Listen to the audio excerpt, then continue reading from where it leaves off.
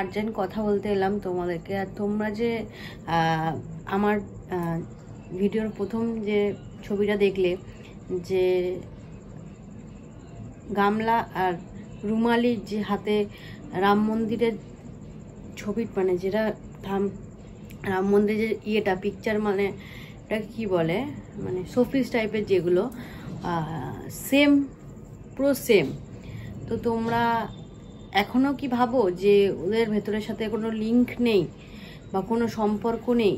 ওদের দুজনের মধ্যে এখনও সম্পর্ক আছে বলেই রুমালি এখনও এত ভাইয়ের বিপদ দেখেও সে চুপচাপ বসে আছে অ্যান্ড কোনো কথা বলছে না।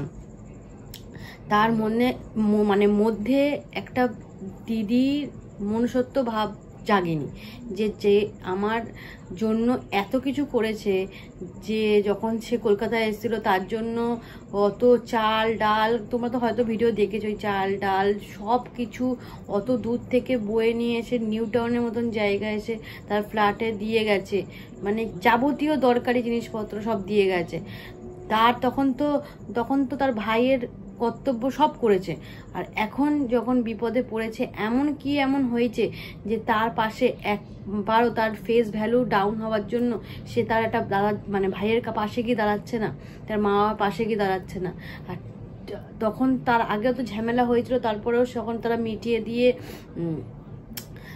তার দাদা মানে ভাই সব কিছুই করেছে, মানে কি না করেছে, আমরা তো ভিডিও দেখেছি কি না করেছে। তো মানে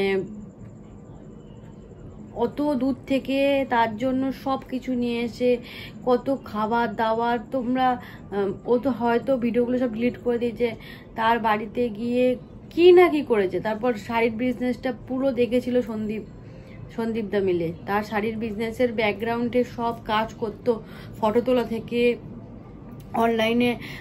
অনলাইনে ছাড়া থেকে সব কিছু কিন্তু তখন সন্দীপদা করতো। তো এখন হাতে ঘা লাগার পর সে একদমই চুপ হয়ে গেল, তার মুখে একটাও কথা মানে বেরোচ্ছে না।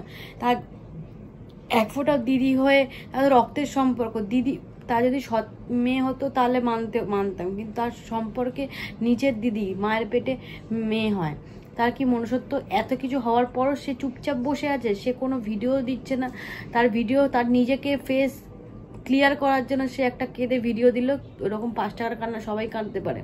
তো তার মধ্যে কি একটু হলেও মনুষ্যত্ব নেই যে তার পাশে গিয়ে, ভাইয়ের পাশে গিয়ে দাঁড়াই, বাবা আমার পাশে গিয়ে বলি যে ঠিক আছে আমি আছি পাশে? ওকে আমার বিশ্বাস হয় না। ও সব কিছু করতে পারে, ওর পয়সা আছে, ওর ভালো ফেস ভ্যালু আছে, ও সব পারলে সব কিছু করতে পারে। তার মধ্যে সন্দীপদাকে বলে রাখি যে অনেক কেস কিন্তু লিক আউট হয়ে যাচ্ছে।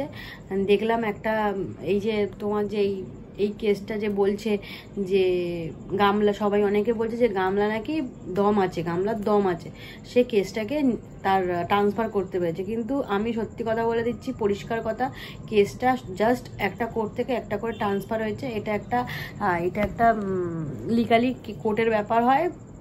ও নিশ্চয়ই কোনো প্রবলেমের জন্য তার এখানে সব পেটগুলো আছে, কবে কি কেস চলবে এইরকম ডেটগুলো আছে, তোমরা দেখে নাও। তোমাদেরকে আমি কমিউনিটি পোস্টে তোমাদেরকে যারা মানে বুঝতে পারবে তাদেরকে আমি বাংলায় পুরোটা দিয়ে দেবো। তো তোমাদেরকে বলি, পিছনে আমি এখনও বলবো যে পিছনে কেউ না কেউ আছে যে এই কেসগুলো কিন্তু লিক আউট করছে, তার থেকে সাবধান। তোমরা একটু দেখে নিও এই কেসগুলো কিন্তু কি করে লিক আউট হচ্ছে। লিক আউট হলে কিন্তু যে অপরাধী সে কিন্তু সাবধান হয়ে যাবে, আর সে কিন্তু মানে অপরাধ করতে তার বেশিক্ষণ লাগবে না, সে কিন্তু বুঝতে পারবে যে কীভাবে খেলাটা খেলতে হয়। তো চলো, ভিডিওটা ভালো লাগলে প্লিজ লাইক করে দিও। টাটা, পরে ভিডিওতে